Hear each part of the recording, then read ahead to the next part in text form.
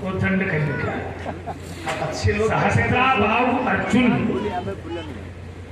पाप युक्त है और पाप का विनाश करना ये हमारा धर्म है। बहुत बढ़िया। जैसे मारे ही चरण कर ही वो हासी, हनुमान के लाते मार रहे हैं लोग लंका में, लाते मार रहे हैं हनुमान तो क्या वो लाते मार रहे हैं? चिंता बस ये करें, वो ये नहीं कह रहे, वो तो निशाचर है, वो तो राक्षस है। हाँ, अपनी प्रवृत्ति के अनुसार वो काम करेंगे। अब कोई अगर शराबी जा रहा है और वो तो मालूम उसकी प्रवृत्ति है। अब कोई साधु अगर कहे, महात्मा कहे कि लाओ थोड़ी हम नहीं है, प्रवृत्ति बदल गई, बदल गई नहीं बदल गई। तो प्रवृत्ति तब होती है जब वो संगत लेता। यही मैंने उत्तर दिया था कि लाते खाने वाला व्यक्ति और लाते मारने वाला दोनों में अंतर है। गाली देने वाला और गाली खाने वाला। और जहां पाप युक्त व्यक्ति है, ऐसे परमात्मा जो उत्तर दे रहे हो, परमात्मा का नियम यही है, जब जब हो धर्म के हानि बाढ़ई असुर अधम अभिमानी तो तब तब उठाई प्रवृत्ति शरीर। जैसे भगवान विष्णु की छाती में हमारे बाबा ने लात मारी, विचार करना, तो भगवान विष्णु ने थोड़ी लात मारी, भाई भगु जी ने लात मार दी। तो क्या अर्थ है इसका कि भगवानों लात मार दी भगु जी? इसका अर्थ ये नहीं निकलेगा। पर जो बड़प्पन है वो बड़प्पन किसे मिलेगा? भगवान को। भगवान विष्णु को बड़प्पन मिला, क्षमा वरण को चाहिए छोटन को, उनका कुछ घटता नहीं है आत्मा। विचार करो, इसलिए मैंने यह तर्क दिया था। अब आपने चिंतन दिया, छोड़ तुमने कहा पंडित जी मिथ्यावासी थोड़ी है। हमने चिंतन लगाया था, हमने कहा साधु पुरुष ऐसा कहते हैं, तो इन्होंने कहा नहीं, वो मिथ्यावासी लोग नहीं है, वो साधु लोग थोड़ी है। तो मिथिलावासी है क्या? मिथिलावासी साधु नहीं है, सब नहीं है, ज्ञानी लोग नहीं है, यही है सब। कौन है व्यासी? तो मानस काल में लिखा, कहा पूरे नर नारी सुभग सुची संता। ये मिथिलावासी ही सब लोग संत महापुरुष लोग हैं।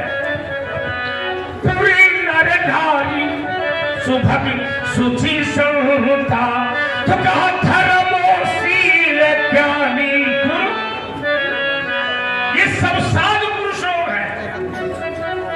और जो ज्ञानी होता है उसकी साधुता ही ज्ञान का आधार होती है। ये सदैव याद रखिए। ये बात अलग है जो तुमने उत्तर दिया है, जो राजा लोग हैं, साधु राजा है, दुष्ट राजा है, तो राजा लोग हैं। अब तुमने कहा कि मिथिला के लोग ये चाहते थे कि ये धनुष तोड़े ना। राजा जनक के प्रण का विरोध मिथिला की हर नारी कर रही है। हर नारी, एक नारी तो दूसरी नारी से कह रही है कि सखी परंतु पन राम न तजगी, तो कहा विधि बस हाथों, हाथ मारे भैयाई जबरदस्ती। एरी सखी राजा जनक धनुष तोड़वा रहा है, ये प्रण नहीं छोड़ रहा, ये जबरदस्ती धनुष तोड़वा रहा है। ये बात छोड़ो, यहां तक सीता भी नहीं चाहती थी कि शंकर का धनुष टूट जाए। अब इससे बड़ा प्रमाण कोई नहीं है। अहातात दारुण हट ठानी और समुझत नहीं कछु लाभ न। अहाता दारुण हट ठानी, मेरे पिताजी ने जो प्रण किया है ये जबरदस्ती कर रहे हैं और ये लाभ और हानि को समझते। मैं नहीं कह रहा, तो शास्त्र प्रमाण है। और चिंतन करिए, तुमने कहा कि भक्त की रक्षा करिए, भगवान खंभा फाड़ के आ जाता है। विचार करना, तो जो खंभा फाड़ के आया है पहले उसको आगे बढ़ के देखो उसने कहा क्या है। क्योंकि किसी जब हिरण्यकश्यप ने ये पूछा कि कहां है तेरा भगवान, तो उस भक्त ने बड़े विश्वास से कड़कड़ में है। तो क्या ये जो बता रहे हो कि ये यहां से जुड़ेगा क्या? ये नहीं जुड़ेगा, क्योंकि धनुष एक स्तंभ है, धनुष चलायमान नहीं है, धनुष की पूर्णता नहीं है। विचार करो। और जो चलायमान होता है, जो चैतन्य होता है, जो कृतिज्ञ होता है, वो बोलता है जैसे तुम लोग बोलते हो। और ये अस्थियां हैं, अस्थियों से कभी आवाज नहीं आएगा सब। तो जो तुम्हारा उत्तर है तो हिरण्यकश्यप और भगवान और प्रहलाद इससे इसलिए जुड़ रहा है। ये सब है कि प्रहलाद ने कहा मेरा भगवान इस खंभे में है, भगवान रक्षा करने आया, क्या करना। और ये भी कोई जरूरी नहीं है कि अगर भगवान का भक्त है और भगवान की नजदीकी नहीं है। मैंने कहा था यदि भगवान से जुड़ाव है तो रक्षा करेगा।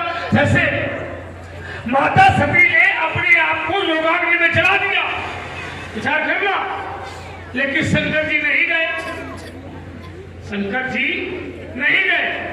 समाचार जब शंकर पाए तो वीर भद्र कर को पठाए, पर स्वयं नहीं गए। आज जरा सोचो, जिसकी पत्नी आग में चल रही हो वो अपनी पत्नी के लिए नहीं गया, वो धनुष के लिए आएगा।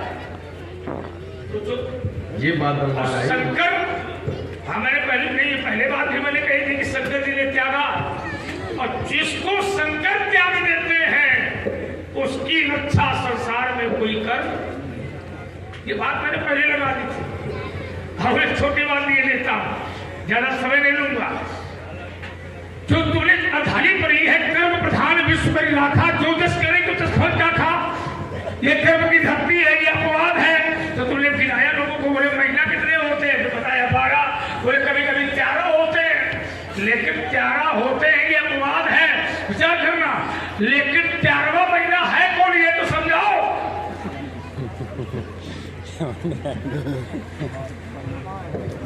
11वां महीना कौन सा है? और क्या आता नहीं, क्या नहीं आता? तो क्या अपवाद है? तुम लोग जिंदा हो या अपवाद है? आता है। तुमने कहा अमुलिया कितनी होती है, तो लोग कुछ लोग सोचने को लगे हुए कि अमुलिया 5 बता रहा है। कितनी अमुलिया होती है? पढ़े लिखे नहीं, अमुलिया कितने पढ़े तुम लोग बताओ। अमुलिया कितनी होती है? 20 भाई, 16 तुम नहीं जानते। अंगुलियां होती है 4। इसको अंगुली नहीं कहा जाता।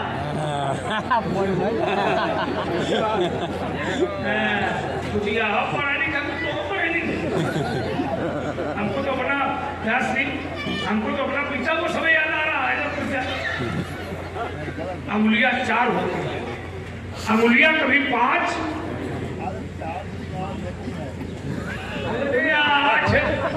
एक हाथ नहीं बता रहा हूं 4। तुम चाहे 8 का हो तो 12 कैसे का हो, तुम कहा हो। अंगुलियां जो है एक हाथ में 4 होती है। अंगूठे को कभी अंगुलियों से नहीं मिलाया जाता है। ये अंग रूपक जो एक शास्त्र है उसको आप जब पढ़ेंगे तो हर अंग की उपमा अलग अलग दी गई है। अंगूठा अलग है, जैसे अंगुलियां के बराबर थोड़ी है सब। इसको अनामिका है, कोई तर्जनी है, कोई तरिष्का है, तो सब अलग अलग है, इनमें भी अंतर है। अब इनके तत्व भी अलग अलग है। अब तर्जनी है तो उसमें अग्नि तत्व है, विचार करिए। और अगर तरिष्का है तो उसमें सूर्य का तत्व है, सब है ना। कनिष्ठिका कौन सी है? अरे वो चंद कहीं के बताते भी चलो कौन सी है। कनिष्ठिका कौन है? हम बता देंगे कौन सी है, बताओ। हम सब बताएंगे, लेकिन तुम सही बताओ। नहीं, हम तो सही बता ही रहे हैं। देखो तुम तो भाई बीच में प्रश्न कर अभी देखो, दूध का दूध पानी का पानी नहीं हो जाएगा। तर्जनी कौन सी है और कनिष्ठिका कौन है? अब हम नहीं बताएंगे। अब नहीं बताएंगे, काहे नहीं बताओगे? इसलिए नहीं बताएंगे कि तुम हमसे पूछ क्यों रहे हो, इसका मतलब कुछ चलो चलो चलो, 4 ऐसा कर लो, 4 है, 4 में 2 तुम बता दो, 2 हम बता दें। तर्जनी का हो गया निर्णय, कनिष्ठिका इस अंगुली को कहते हैं। अच्छा, अनामिका। अब बची बीच वाली दो, अब बीच वाली दो अनामिका से हम काम चला रहे हैं, आप तो बताओ। कह रहे अनामिका से हम काम चला रहे हैं, तो मध्यमा हम बता दे रहे हैं। जो सबसे बड़ी उंगली होती है उसको मध्यमा कहते हैं। अब ये जो तर्क आपने पकड़ा, ध्यान देना जरा। हमने सामान्य रूप में भाषा बता दी थी कि जैसे एक हाथ में 5 उंगली होती है, सामान्य भाषा में बता दिया उदाहरण, लेकिन किसी किसी की 6 भी होती है। तो हमने कहा ये नियम नहीं बन जाएगा। पुरुषोत्तम मास होता है, लेकिन एक वर्ष में 12 महीने होते हैं, ये नियम है। प्रत्येक वर्ष में 13 महीने, विषय ये था। नियम नियम है, लड़ाई नियम पर होती है, लड़ाई अपवाद पर नहीं होती है। और नियम ये था, सिद्धांत ये था कि कर्म प्रधान विश्व करी राखा, और जो जिस करे सो तस फल, और करे अपराध को और भाव फल भोग, ये अपवाद है। एक उदाहरण से फिर मैं अपनी बातें को सिद्ध किए देता हूं, जैसे समझ लो। देखने में कभी कभी लगता है ऐसा कि अपराध बताओ किसी ने किया और फल दूसरे को भोगना पड़ रहा, लेकिन वास्तविकता में ये नहीं होता। वास्तविकता में वही होता है कि जो जैसा करता है उसको वैसा भोगना। एक उदाहरण से समझ लो। एक व्यक्ति मार्ग से जा रहा था, ध्यान देना जरा। एक व्यक्ति मार्ग से जा रहा था, उसको आम का बगीचा दिखाई पड़ा।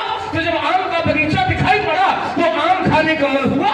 समस्या ये है कि आम देखे नेत्रों ने, लेकिन नेत्र देख सकते हैं लेकिन आम तक जा नहीं सकते हैं। तो देखा नेत्रों ने, गए पैर, पैर जा सकते हैं लेकिन आम तोड़ नहीं सकते हैं। तो गए पैर, तोड़ा हाथों ने, हाथ तोड़ सकते हैं लेकिन स्वाद नहीं ले सकते हैं। तो स्वाद लिया जीभ ने, जीभ चख सकती है लेकिन रख नहीं सकती है। चखा जीभ ने, रखा पेट ने। अब इतने में पीछे से मालिक आ गया बाघ का, उसने पीठ में 2 डंडे मार दिए। अब पिटी पीठ। तो परशुराम जी वहीं खड़े थे, उन्होंने कहा बस यही है कि बताओ अपराध कोई करता है और फल किसी को भोगना पड़ा। खाया किसी ने, स्वाद किसी ने लिया, और पिटी पीठ। तो पीठ का क्या दोष? तो वहीं एक श्रेष्ठ व्यक्ति बैठे थे, उन्होंने उत्तर किया कि नहीं, ये गलत है जो तुम कह रहे हो। सही क्या है? पिटी पीठ, लेकिन रोया कौन?